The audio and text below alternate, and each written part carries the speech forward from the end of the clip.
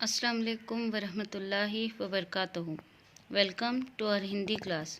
तो बच्चों, आज हम कुछ नए शब्द सीखने वाले हैं और इससे पहले हमने जितनी भी मात्राएं सीखी है उस पर आधारित एक पाठ आपको यहाँ पर दिया गया है। तो पहले हम वो पाठ पढ़ेंगे।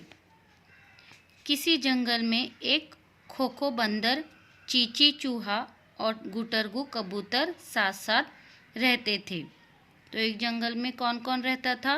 बंदर, चूहा और कबूतर। तीनों में गहरी दोस्ती थी।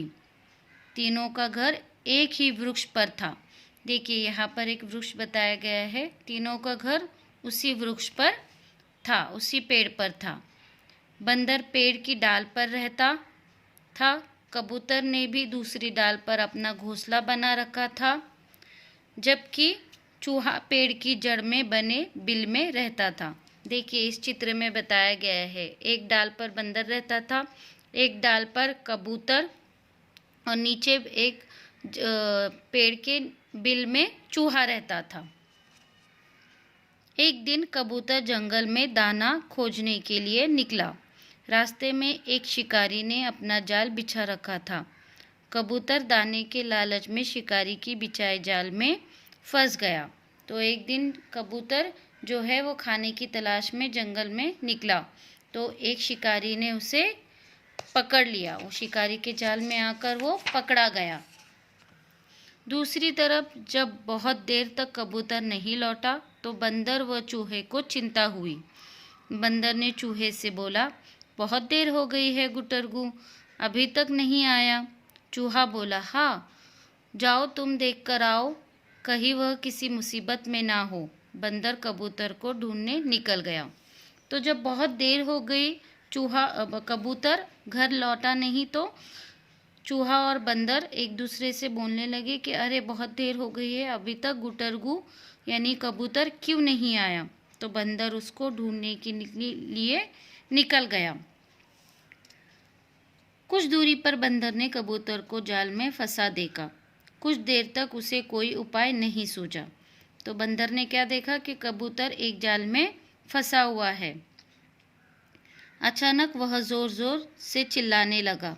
बंदर बोला, चींची, कहाँ हो तुम? जल्दी आओ, गुटरगू की जान खतरे में है, अपने दोस्त की जान बचाओ। तो बंदर ने चूहे को जल्द से बुलाया और कहा कि कबूतर की जान खतरे में है, जल्द से उसे बचाओ। आवाज़ सुनते ही चूहा तेजी से भाग आया और बोला, खोखो, तुम चिंता मत करो, मैं अभी जाल काट देता हूँ। बंदर बोला, जल्दी करो, कहीं शिकारी ना आ जाए।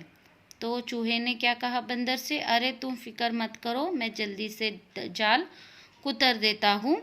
और बंदर ने कहा कि जल्दी करो, कहीं शिकारी वापस लौट ना आ जाए। चूहे ने धीरे धीरे पूरा जाल काट दिया और कबूतर जाल से आज़ाद हो गया।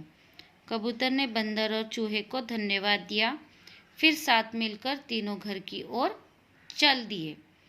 तो इस तरीके से चूहे ने कबूतर के जाल को कुतर कर अपने दांतों से उसे आज़ाद करवाया और कबूतर ने अंत में बंदर और चूहे दोनों को धन्यवाद यानी थैंक्स कहा और फिर तीनों मिलकर अपने घर लौट गए।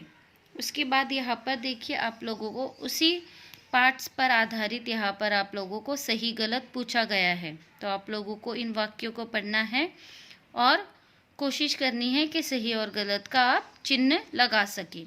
उसके बाद आज हम जो नए शब्द पढ़ने वाले हैं वो है श्र, श, त्र, ज्ञ। तो इन शब्दों का उच्चारण हम किस तरीके से करेंगे, आज हम वो सीखने वाले हैं।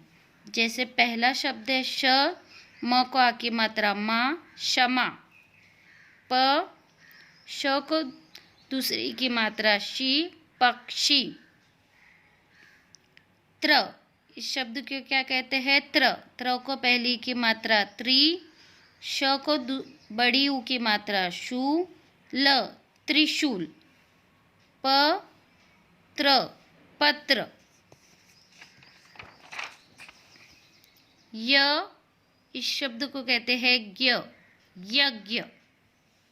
ज्ञ को आ की मात्रा ज्ञा, न को बड़ी की मात्रा नी, ज्ञानी। प र को पहली की मात्रा री, परी, और इसका उच्चारण होता है श्र, परिश्रम, परिश्रम। म को पहली की मात्रा मी, त्र, मित्र। श्र को बड़ी की मात्रा श्री, म, त को बड़ी की मात्रा ती, श्रीमती।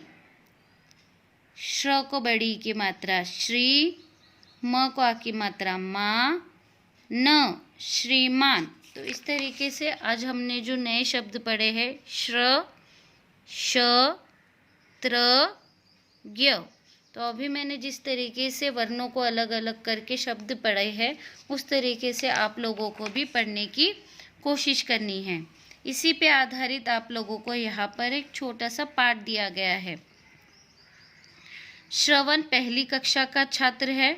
छात्र यानी स्टूडेंट, वो पहली कक्षा यानी फर्स्ट स्टैंडर्ड में पढ़ता है। वह बहुत ही मेहनती व समझदार है। कक्षा में प्रथम आने के लिए श्रवण दिन रात परिश्रम करता है। प्रथम यानी फर्स्ट आने के लिए और परिश्रम यानी मेहनत। तो वो क्लास में फर्स्ट आने के लिए बहुत परिश्रम करता है यानी मेहनत करता है। वह कक्षा में सभी शिक्षक व शिक्षिकाओं का प्रिय छात्र है। तो वो क्लास में सभी शिक्षक यानी टीचर, सभी शिक्षक टीचरों का बहुत पसंदीदा यानी प्रिय छात्र है। उसका प्रिय विषय विज्ञान है। विज्ञान यानी साइंस। उसका जो सब्जेक्ट पसंदीदा सब्जेक्ट है, फेवरेट सब्जेक्ट है, वो है साइंस। पढ़ाई के साथ साथ उसे चित्रकारी करना भी बहुत पसंद है। चित्रकारी यानी ड्राइंग। तो उसे पढ़ाई के साथ साथ ड्राइंग भी करना बहुत पसंद है। उसके पिताजी ने उसके जन्मदिन पर उसे बहुत सारे रंग उपहार में दिए थे। उपहार यानी गिफ्ट। तो उसके जो जन्मदिन था, उसका जो बर्थडे था, उस पर उसके पिताजी ने उसे बहुत सारे रंग उपहार में दिए थे। श्रवण के पिताजी चित्रकार और माताजी शिक्षिका है।